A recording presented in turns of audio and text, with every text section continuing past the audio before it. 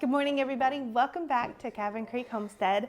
I have been growing out a ton of tomato seedlings, over 300 in fact, and today I'm going to be transplanting the strongest ones up into these peat pots. I'm also going to be talking about my experience with different seed trays. I tried a variety of different seedling trays, and I want to talk about the methods that worked the best for me. So let's jump right into it. You'll also notice that my husband is home today, which is a rare treat. He's in the background helping our kids work on their math and reading while I get to play in the dirt a little bit. First, I want to talk about the pot that I'm going to be transplanting some of these into. These are little peat pots, and they are biodegradable, and they have their pros and cons. They are biodegradable, and so that means I can put these straight into the ground with a plant in it without disrupting their root system. So that's a big bonus. One of the cons would be that they hold on to moisture in a inconsistent manner. So I have noticed that sometimes the pot is soaking wet and the soil is dry within. And sometimes the pot is very, very dry, and so I water it, but the soil was actually wet inside of it. I find it to be inconsistent, but I'm open to y'all's advice if I'm doing something wrong with these. I do put them inside a heavy duty liner so that I can water the tray itself. And then that will absorb the moisture. If you do it differently than that, I would love to know. Many times when I start my seedlings, what I'm going to do is take the seedling directly from the tray into the soil. It's a little early for that, and I also started these small specifically so that I could move them up and start them earlier. Often when you start your seeds way too early, they can go through a little bit of a seedling fatigue where they're tired of being in their tiny cells. And they grow super, super leggy. That's not what you want. But if you want to start your seeds hyper early like I did, then what you'll have to do is plan ahead to move them up to another size container that you're keeping them inside your house under grow lights or in some sort of greenhouse or a hoop house. So that's what I did this year. The last couple of years that I've started seeds indoors, I've just transplanted them directly into my garden, but I didn't start my seeds nearly as early as I did this year. So this is a little bit of an experiment, and I love trying new things. So the first thing I'm going to do is I'm going to pre-moisten my soil, and then I'm going to fill these with that potting soil, and then I'm going to try to gently take the seedlings out of their seed cells and put them into their peat pots. She put 2 O's instead of 2 T's, so you're Scoot now. Yeah. So I used a special seedling mix soil to start these seedlings in because they have really, they're going to put off their first new very, very tender roots, and you need a very fine potting soil in order to do that. So a lot of your raised garden bed soil is going to be, have some bark and some larger pieces in it, and that's tricky for a seed to grow in. So the potting them up into another container, I'm using a different kind of soil mix. And there's a lot of opinions out there. I'm going to let you form your own opinions about different companies that make their soil. I think that a lot of it has to do with you as the gardener and how you fertilize later on. But the basics of soil is that there's going to be different consistencies. This was very fine and almost powdery soil. Good for starting a seedling, not good for potting up a plant that is going to grow bigger and stronger roots. It will hold way too much moisture, and you're going to risk rotting out your roots in that situation. If you're wondering why I'm doing this indoors, it's because I have pulled something in my back and I need to work at waist level instead of bending over, and I don't have a table outside. So also, if you're wondering, yes, I am a messy person. I've made my peace with that. Thank you, honey. All right, I'm just going to moisten some of this soil down. Starting with wet soil is a lot easier than trying to water it in later. The first thing I want to do is talk about what this maturity means. It is 60 to 90 days maturity, and that does not mean from the time that you plant your seed. What it means is from the time it is transplanted as a more mature plant. So it will be, let's see, these have been growing out for a couple of weeks. So it's more like 100 and something days from the time you start your seedling. So that maturity, don't be looking for fruit 90 days after you started your seedlings. You might get a little bit concerned that you're doing something wrong. That maturity actually means when you plant up. the time from when you transplanted your seedlings. So maturity starts now. So I'm looking 60 to 90 days from today when I'm transplanting a bigger seedling into a bigger pot, if that makes sense. Also on here, how do you know when it is time to move up your seedlings into a bigger pot? So I hear a lot of people talking about seedling fatigue, and starting your seedlings way too early can lead to fatiguing them out. We don't plant in North Carolina until after April 15th. Some people don't even plant until May, just because that is our average last frost date. These are tender plants. They are not perennial. Their root systems and their leaves will not survive a frost or freeze. And so for you gardening in your zone, if you're thinking about starting a garden, if you know that your seedling packet says to transplant it after the risk of all frost has left, that means that it is not a hardy plant that's going to survive any kind of frost or freeze. So pay attention to your seed packets and pay attention to the tag if you're buying a small potted plant. I knew that I wanted to start these super early, but April 15th is quite a ways away for us. And if I left these seedlings in these tiny cell trays, I would risk fatiguing out the leaves and the roots, and then I would get a big crop of probably dead seedlings. So I'm gonna move them up, and I know it's time to move them up because I have my first set of true leaves. And I'll show you a little close-up of what that looks like. I have one grow light, and so what I've done is I have intermittently put these in directly under the grow light, and I've been rotating them so that each of them has had a chance. Almost every day, 2 trays get put under this. I have like a 2x2 grow light. I would like more, but they're costly, so we're saving up for the future, and I'm using what I have at the moment. These should be a little bit shorter, but because they have not been directly under a grow light the entire time that they've been growing, they're a little bit leggy. So a leggy plant means that it is a little bit taller, then its ratio of height to leaves is a little off. So they should be a little bit shorter, but the reason that they're this long is because when they were on the sides of the grow light instead of directly under, they were reaching towards it. And you can see that some of them are bent, like this tray. Last night, this tray was not under the grow light, and you can see that it was bending to the left to try to reach that light. But don't worry about your tomato seedlings being leggy, because tomatoes kind of break the mold when it comes to how deep you can plant them. All these hairs on the bottom of a tomato plant can turn it into a potential root. So when I am going to plant these into my actual tomato plot, into our vegetable plot, I'm going to bury them as far up as I can under their first set of leaves. I'm going to pinch them off and bury them deep, because if you have an immaculate root system, you're going to have an immaculate fruiting from that plant. So the deeper you bury your tomatoes, the healthier it is going to be. Don't do this with your other plants. If you bury a hydrangea way too deep, you're going to get a rotted stem system off of it. But with tomatoes, it's okay. I'm not freaking out that these are so leggy, because that just gives me a little bit more stem to work with. So I can bury these quite deep into my peat pot. And why don't I stop talking about it and finally just do it? Okay, so this crop of plants that I have right here, these are Cherokee purples. Holy root systems, Batman! Can you see that? Let me bring it closer. It's from a TV show. Look at those roots. Those are some happy, happy plants. So let me try to uproot these. Ooh, this makes me happy. What a happy little tomato cell. I'm going to plant this as deep as I can. So what was I saying? Oh yes, these are Cherokee purple tomatoes. Now, Cherokee purples are pretty special, not only because they're beautiful, they are a deep, dark purple color, and they taste fantastic.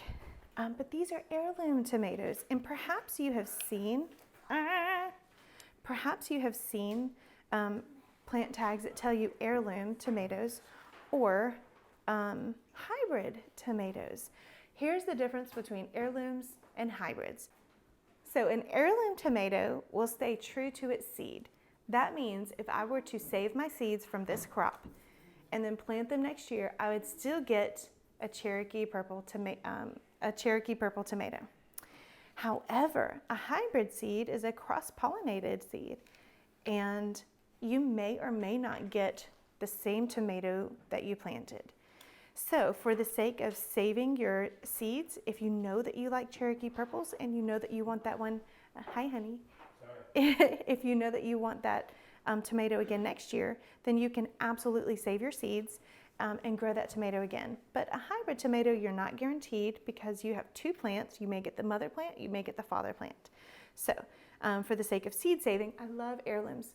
Now there is a con to heirloom tomatoes. The con is that they produce far fewer fruit than a hybridized plant. Plants that are hybridized are done so because they are taking the characteristics from two plants and joining them together to get a superior plant, a superior fruit, basically.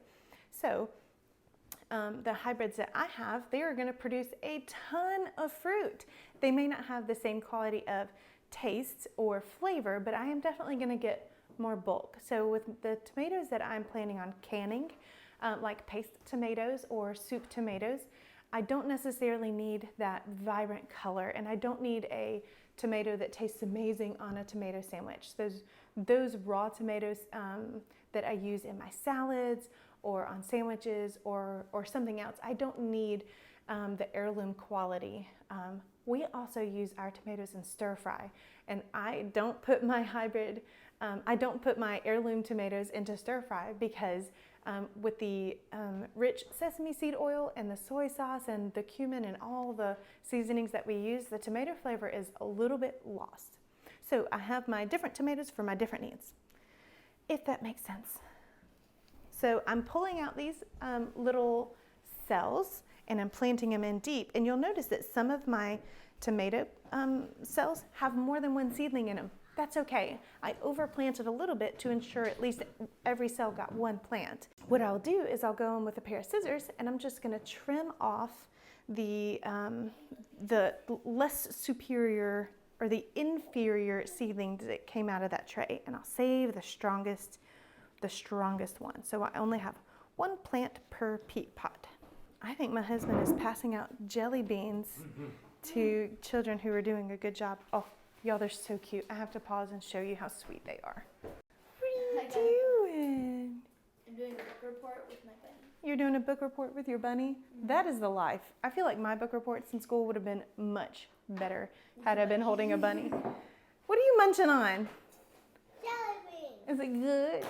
It is. Did you do good work? Is that why Daddy gave you a jelly bean? Yes. How about you, Judd? What have you been working on? Same thing. Oh. Is your mouth sticky? And I did really good on it, and You Dad is did. giving out jelly beans, and we're about to read Houses Around the World. Houses around the world? Oh, that's so cool. Daddy, I think for homeschool purposes, I would like you to build us a yurt. Do you guys agree? Yeah. Yurt.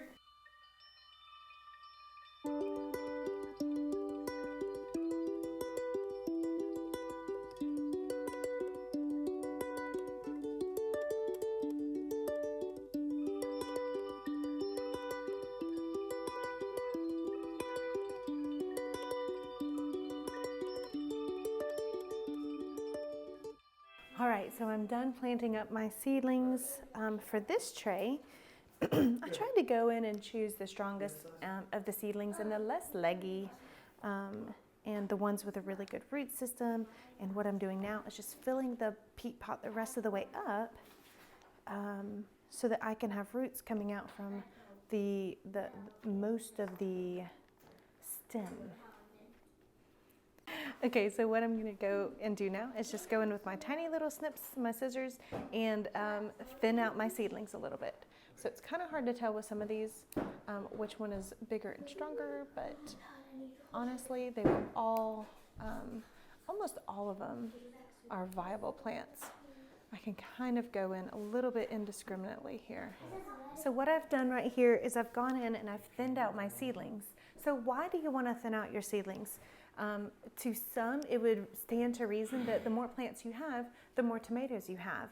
But it's counterintuitive to kill plants when you're trying to grow your vegetables. But a crowded tomato plant is an unproductive tomato plant. here are a few problems with overplanting or not thinning out your seedlings. The first thing is your root development. Your soil only has so much nutrients to give your roots. And if there are multiple root systems competing for the same nutrients, instead of having nutrients go into one plant, you're going to have that nutrient amount divided, and you're going to get a less superior plant because it had to compete with another root system for those nutrients. Also, a crowded tomato plant is very susceptible to bacteria and fungus. We want a lot of airflow in our tomato plant. So later when I plant these up in our vegetable plot, I'm going to make sure that these are pruned really well. Pruning your tomato plants is going to help with airflow, and good airflow is going to curb the amount of fungal issues that you have. Before we get into planting up my next tomato, I want to talk about the different type of seedling trays that we used and the pros and cons to them and which one I ended up liking the most. Okay, I tried several different methods of starting seeds. I used different receptacles, I guess you could say. So I saw this on Pinterest and I thought it was so clever. This is a K-pod from our Keurig. We do use a Keurig. It is very convenient, but the amount of plastic that we go through really grates at me. So when I can, I use my French press, but when I'm in a hurry, I use my Keurig. And with the leftover ones, these don't recycle very well, according to some people that I've listened to talk about recyclable objects.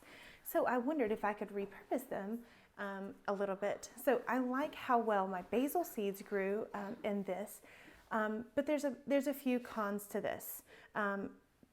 This did not root very extremely well. I'm finding it hard to remove this in one solid clump, and the reason is because there is a little, there's a mesh cloth in there, and the seeds really grab onto it. And so when you pull them out of your K-pod, you're disrupting the root system. So it's not a clean exit, I guess I would say, out of this. However, I think it is a possibility to seed your vegetables and your herbs in this if you know that the root system doesn't freak out with being disrupted. There's a lot of plants that don't like to be disrupted. Carrots are one of them, sunflowers are another, some forms of zinnia. I digress. If you know that particular plant does not like its root system to be interrupted, I wouldn't use this because you're going to cause a little bit of angst getting it to separate from that mesh. However, it is repurposing something plastic, and it comes with its own built-in drainage hole. This was extremely easy to water. I never had to top water this. I put them in my Bootstrap Farmer tray, and I watered the tray, and so the water would fill up, and then the plants would soak it up and drink. So it works fine. For ease of transplanting, it's a 2 out of 10 for me. Here's another form of seed starting that I tried.